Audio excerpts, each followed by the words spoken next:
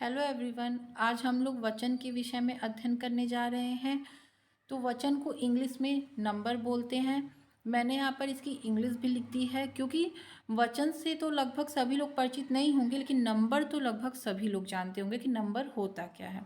तो आइए हम लोग पहले इसकी परिभाषा जान लें कि वचन की परिभाषा क्या है। वचन का अभिप्राय संख्या से है। ठीक है, यहाँ पर हम हिंदी व्याकरण पढ़ रहे हैं, गणित नहीं पढ़ रहे हैं, तो यहाँ संख्या से क्या सेंस निकलेगा कि एक वचन है या बहुवचन है। ठीक है, वचन का अभिप्राय यहाँ पर एक या अनेक का बोध कराने से है। विकारी शब्दों यहाँ प्रयुक्त हुआ है एक वाक्य कि विकारी। विकारी क्या होता है? जिनमें लिंग वचन व कारक के आधार पर परिवर्तन किया जा सके उसे विकारी कहते हैं। और विकारी का मतलब होता है परिवर्तन करना। और किन में किया जाता है? संज्ञा, सर्वनाम, विशेषण और क्रिया में किया जाता है। तो आपको अगर विकारी यहाँ पे डिफिकल्ट वर्ड लग रहा हो तो आप बोल सकते हैं कि संज्ञा, सर्वनाम, विशेषण और क्रिया शब्दों के जिस रूप से उनकी संख्या एक या अनेक का बोध होता है उसे वचन कहते हैं। और मैं यहाँ पर आपसे यह उम्मीद करती हूँ कि संज्ञा, सर्वनाम, विशेषण और क्रिया आपको आता होगा। अगर आपको ये चीज़ नहीं आती है तो प्लीज़ इसे एक बार आप लोग पढ़ लीजिए। मैंने पहले से इसका वीडियो अपलोड कर रखा है क्योंकि ये सब चीज़ें बेसिक चीज़ें हैं। आना आपको ये ज़रूरी है क्योंकि जब तक आपको ये आएगा नहीं अच्छे से आप हिंदी व्याकरण समझ नहीं पाएंगे। तो आइए अब हम वचन पे आते हैं। हिंदी में केवल दो वचन हैं। पहला है एक वचन और दूसरा है बहुवचन। एक वचन क्या होता है? शब्द के जिस रूप से एक वस्तु या पदार्थ का ज्ञान होता है उसे एक वचन कहते हैं। नाम से ही क्लियर है कि एक का बोध होगा। जैसे बालक, घोड़ा, किताब, मेज, ये क्या है? यह एक वचन में प्रयुक्त होती हैं, तो यह एक वचन है। कुछ शब्द नित्य एक वचन होते हैं, मतलब कि कुछ ऐसे शब्द हैं, नित्य का मतलब होता है कि हमेशा, तो जिनका प्रयोग हम हमेशा एक वचन के लिए ही करते हैं, उनका हम बहुवचन नहीं बना सकते। तो जैसे आइए जानते हैं कि वे कौन कौन से शब्द हैं। माल, जनता, सामान, सामग्री और सोना, ये हमेशा एक वचन में ही प्रयुक्त होने वाले शब्द हैं। इनका बहुवचन नहीं बना सकते। अगर बनाएंगे तो उनका सेंस अलग हो जाएगा और जो बनते भी हैं उनमें कुछ अलग से वर्ड जोड़े जाते हैं। ठीक है, अगर एग्जाम में सिर्फ माल, जनता, सामान या सामग्री या सोना लिख के आ गया तो वो सिर्फ एक वचन ही मानेंगे आप। बहुवचन अगर लगाएंगे तो वो आपका आंसर गलत हो जाएगा। मैंने यहाँ वाक्य प्रयोग करके भी दिखाया है, जैसे माल लूटा गया। ठीक है, माल लूटा गया, तो माल यहाँ पे क्या है? एक वचन है। अब आप इसका बहुवचन बना के देखिए, माल का बहुवचन आप क्या बनाएंगे? आपके दिमाग में ये क्वेश्चन उठेगा कि अरे माल लूटा गया, किसी ने चोरी की होगी, तो माल का तो सेंस निकलता है करेंसी लूटा होगा या कोई सोना चांदी या खजाना कुछ भी लूटा होगा। हाँ, बहुमूल्य चीज़ ही इंसान लूटेगा, तो वह एक वचन क्या एक सामान चोरी करने थोड़ी ना जाएगा। लेकिन आप माल का बहुवचन नहीं बना सकते। ठीक है, मालाओं करेंगे या मालाएं करेंगे, ये ओ या ए प्रत्यय आप जोड़ेंगे इसके लास्ट में तो वह दूसरे सेंस में चला जाएगा, वह माल का अर्थ वहाँ से नहीं निकलेगा। तो माल क्या है? एक वचन है। जनता भूल गई। ठीक है, जनता क्या है? एक वचन है। अब आपके दिमाग में ये क्वेश्चन उठेगा कि अरे जनता तो मतलब ढेर सारे लोग हुए ना, एक व्यक्ति को तो हम जनता कहते नहीं हैं, तो जनता कैसे एक वचन हुआ? लेकिन जनता जो है एक वचन है। इन्हीं सब चीज़ों को ध्यान में रखने के लिए ये मैंने आपको यहाँ पर ऐड किया है ताकि आप इसे ध्यान दें कि यह एक वचन होगा। क्योंकि अगर ऐसे क्वेश्चन में वर्ड ये सब आ गए तो आप तुरंत बहुवचन लगा देंगे और आपका आंसर गलत हो जाएगा। तो ये सब चीज़ें याद करने की ज़रूरत है, तो प्लीज़ इसे याद कर लीजिएगा। सामान जो है, सामान खो गया, मैं ट्रेन से सफ़र कर रही हूँ, मेरा सामान खो गया, तो सामान क्या है? बहुवचन नहीं है। सामान क्या है? एक वचन है, वहाँ आपको एक वचन लगाना है। सामग्री, हवन सामग्री जल गई। अब आप बोलेंगे हवन एक सामान तो डालते नहीं, जब हम हवन करते हैं तो सामग्री ढेर सारी होती है, हम लोग ढेर सारी चीज़ें हवन के अंदर डालते हैं। लेकिन नहीं, आपको यहाँ पे ध्यान देना है कि सामग्री क्या है? एक वचन है। सोना, सोना का भाव कम हो गया, सोना क्या है? एक वचन है। अब हम बहुवचन के विषय में चर्चा कर लेते हैं।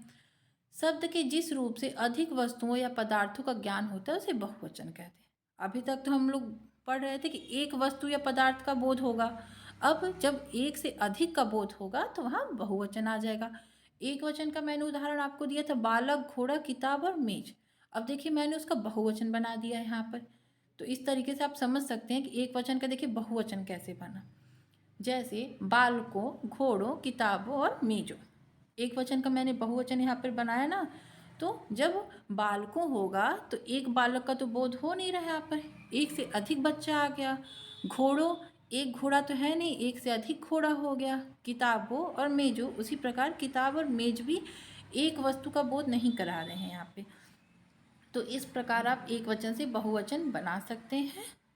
तो बहुवचन बनाने के कुछ नियम हैं, तो आइए उन नियम को भी हम जान लेते हैं।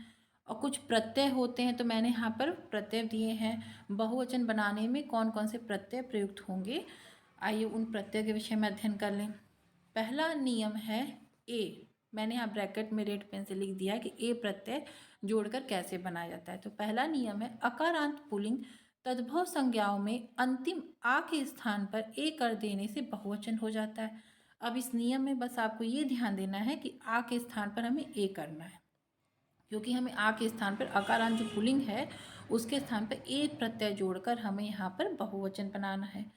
तो जैसे घोड़ा, आ को हटाकर मतलब ए जोड़ेंगे तो क्या बनेगा, घोड़े। घोड़े क्या हो गया, बहुवचन हो गया। लड़का, लड़का से क्या बनेगा, लड़के। गधा, आ को हटाया हमने, ए जोड़ा तो क्या बना, गधे बन गया। इन सब छोटी छोटी चीज़ों से तो आप परिचित बहुत ही अच्छे तरीके से होंगे। तो आप लोग जानते होंगे कि घोड़ा का घोड़े कर देंगे, लड़का का लड़के कर देंगे और गधा का गधे कर देंगे। उम्मीद करती हूँ कि ये सब चीज़ें तो लगभग सभी को आती होंगी। लेकिन कुछ चीज़ें हैं, जैसे मैंने भी ऊपर आपको पढ़ाया ना कि माल, सामान, सामग्री, सोना, ये सब क्या है, ये हमेशा एक वचन में प्रयुक्त होती हैं। तो ये सब छोटी छोटी चीज़ें आपको बस ध्यान देनी है, और तो आप लोग खुद ही जानकार हैं। फिर दूसरा पॉइंट है ए जोड़ना। कहाँ जोड़ेंगे ए प्रत्यय, अकारांत एवं अकारांत स्त्रीलिंग शब्दों में ए जोड़ने पर वे बहुवचन बन जाते हैं। कैसे बनते हैं आइए सीखते हैं। पुस्तक, पुस्तक का बहुवचन आप क्या बनाएंगे, पुस्तकें करेंगे ना, ए जोड़ेंगे। सड़क का सड़कें, लेखिका का लेखिकाएं, बात का बातें। ठीक है, ए जोड़कर हमने देखिए एक वचन से बहुवचन बना दिया। तो ए प्रत्यय जोड़ने पर इस प्रकार से बहुवचन बना। फिर तीसरा है प्रत्यय आपका या प्रत्यय जोड़कर आप कैसे बनाएंगे बहुवचन, आइए अब ये भी सीखते हैं। इकारांत या इकारांत स्त्रीलिंग शब्दों में जुड़कर उसे बहुवचन बना देता है। कैसे बनाता है, देखिए यहाँ पर जाति है, छोटी ई है ना, यहाँ जोड़ दिए तो क्या हो गया, जातियाँ हो गया। रीति है, छोटी ई है ना, इकारांत, यहाँ जोड़ दिया तो क्या बन गया, रीतियाँ।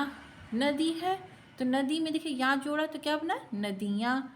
तो हमने कैसे जाति, रीति और नदी का बहुवचन बनाया, या प्रत्यय जोड़कर। फिर है चौथा आपका औ प्रत्यय जोड़कर। औ प्रत्यय जोड़कर आप कैसे बहुवचन बनाएंगे। कथा में देखिए कथाओं कर दिया हमने तो क्या बन गया, बहुवचन बन गया। माता का माताओं, माता का बहुवचन अगर आपको बनाना होगा तो माताओं ही बनाएंगे ना, शुद्ध तो यही लगता है ना, माताओं। साधु, साधु का साधुओं। ठीक है, और इसके अलावा भी कुछ शब्द होते हैं जिनको जोड़कर आप एक वचन का बहुवचन बना सकते हैं। पांचवें नियम में देखिए मैंने लिखा भी है, कभी कभी कुछ शब्द भी बहुवचन बनाने के लिए जोड़े जाते हैं। अभी तो हमने सीखा कि प्रत्यय जोड़कर, कौन कौन से प्रत्यय थे वो, ए या और ओ प्रत्यय जोड़कर हम कैसे बहुवचन बनाएंगे। अब हम कुछ शब्द को जोड़कर प्रत्यय बनाना मतलब बहुवचन बनाना सीखेंगे। जैसे वृंद है, जन, गढ़, वर्ग और लोग। इन 5 शब्दों को जोड़कर देखिए हम लोग कैसे बहुवचन बनाते हैं। मुनि वृंद, आपने हिंदी में पढ़ा ही होगा गद्यांश में कि मुनि वृंद वहाँ पर लिखा रहता है। तो जहाँ मुनि वृंद लिखा रहेगा वहाँ एक मुनि का बोध नहीं होगा, वहाँ कई मुनियों का बोध होगा।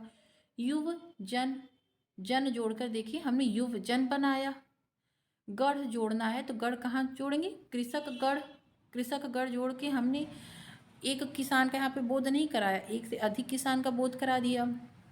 अब वर्ग को जोड़ना है, कहाँ जोड़ेंगे, छात्र में हमने जोड़ा, छात्र वर्ग हो गया। तो छात्र वर्ग जहाँ भी आएगा वह बहुवचन का बोध कराएगा। लोग, लोग से तो आप क्लियर हैं ही कि नेता लोग। और मैं यहाँ पे आपको एक चीज़ और बताना चाहूँगी कि जहाँ रिलेशन की बात आती है, रिश्तों की, तो उनका जब बहुवचन बनाना होता है तो हम लोग जोड़कर बनाते हैं। जैसे मैं किसी शादी में गई हूँ, वहाँ मेरे ढेर सारे रिलेटिव इकट्ठा हैं, मुझे किसी से बताना है कि कौन कौन आया है, तो मैं तो ये नहीं बोलूँगी ना, मैं अपने फ्रेंड से बात कर रही हूँ तो मैं क्या बोलूँगी कि मेरी मामाओं आए हैं शादी, मेरे चाचाओं आए हैं। तो ऐसे तो बोला नहीं जाता। मैं अपने फ्रेंड को यही बताऊंगी ना कि शादी में मेरे मामा लोग आए थे, मेरे चाचा लोग आए थे। हाँ, और बहुत ही ऊंचे ऊंचे स्तर पर अगर शादी हो रही है तो मैं ये भी बोल सकती हूँ कि नेता लोग भी आए थे। ठीक है, तो ऐसे वाक्यों को बहुवचन बनाने के लिए लोग जोड़ा जाता है। फिर है छठवां पॉइंट, कुछ शब्द सदैव बहुवचन में ही प्रयुक्त होते हैं। जैसे प्राण, दर्शन, आंसू, होश, बाल और हस्ताक्षर, ये हमेशा बहुवचन में प्रयुक्त होते हैं। जैसे हस्ताक्षर है, आप बोलेंगे करे कहीं साइन करना होता है तो एक ही साइन की, तो हस्ताक्षर एक वचन होना चाहिए, लेकिन हस्ताक्षर बहुवचन है। प्राण, दर्शन, इसका बहुवचन आप क्या प्राणों दर्शनों तो बनाएंगे नहीं, ठीक है, लेकिन यह बहुवचन है। जैसे अभी ऊपर मैंने आपको एक वचन का बताया था कि माल, सामान, सामग्री, सोना, यह एक वचन है, उसी प्रकार प्राण, दर्शन, आंसू, होश, बाल और हस्ताक्षर, ये शब्द बहुवचन के लिए ही प्रयुक्त होते हैं, जो कि आपको याद करने की जरूरत है। सातवां पॉइंट है, आदरणीय व्यक्ति के लिए बहुवचन का प्रयोग होता है। ठीक है, जहाँ हमें किसी के प्रति सम्मान प्रकट करना होगा वहाँ बहुवचन का प्रयोग करेंगे। कैसे करेंगे, आइए सीखते हैं। पिताजी आ रहे हैं, आप ये तो नहीं बोलेंगे ना कि पिताजी आ रहा है, वो मेरे पिताजी हैं, मुझे उन्हें सम्मान देना है। ठीक है, तो मैं क्या बोलूँगी, पिताजी आ रहे हैं। तुलसी श्रेष्ठ कवि थे, आप ये नहीं बोल सकते कि तुलसी श्रेष्ठ कवि था, ऐसे आप लिख नहीं सकते, क्योंकि तुलसीदास जी एक श्रेष्ठ कवि थे और उनके प्रति आदर व्यक्त करना हमारा कर्तव्य है। तो हम लिखेंगे कि तुलसी श्रेष्ठ कवि थे। आप क्या चाहते हैं, ठीक है, आप क्या चाहते हैं, यह भी आपका वर्ड जो है हम लोग अच्छे से जानते हैं कि बड़ों के लिए प्रयोग करते हैं हम लोग, या किसी को सम्मान देने के लिए प्रयोग करते हैं। तो आप क्या चाहते हैं, आप किसी को सम्मान देने के लिए प्रयोग होता है, और यह एक बहुवचन का मतलब कि वाक्य है या शब्द है। आप हमेशा बहुवचन में प्रयोग होगा, एक वचन में कभी भी प्रयोग नहीं होगा। फिर आठवां और आखिरी पॉइंट है, अनेकों शब्द का प्रयोग गलत है। मतलब अगर कहीं भी वाक्य में अनेकों लिखा है तो वह गलत है, क्योंकि अनेक तो स्वयं में ही बहुवचन है। ठीक है, एक का बहुवचन अनेक है, एक का बहुवचन आप क्या करेंगे, एक का बहुवचन आप अनेक ही लिखेंगे ना, तो अनेक तो खुद ही बहुवचन है। अगर किसी वाक्य में अनेकों लिखा है तो वह गलत वाक्य है। जैसे मैंने यहाँ पे एग्जाम्पल दिया है कि वहाँ अनेकों लोग थे, ठीक है, तो अनेकों गलत है। आप क्या इसका शुद्ध वाक्य बनाएंगे, वहाँ अनेक लोग थे। तो उम्मीद करती हूँ कि आपको एक वचन और बहुवचन अच्छे से क्लियर हो गया होगा। तो आज के लिए थैंक यू।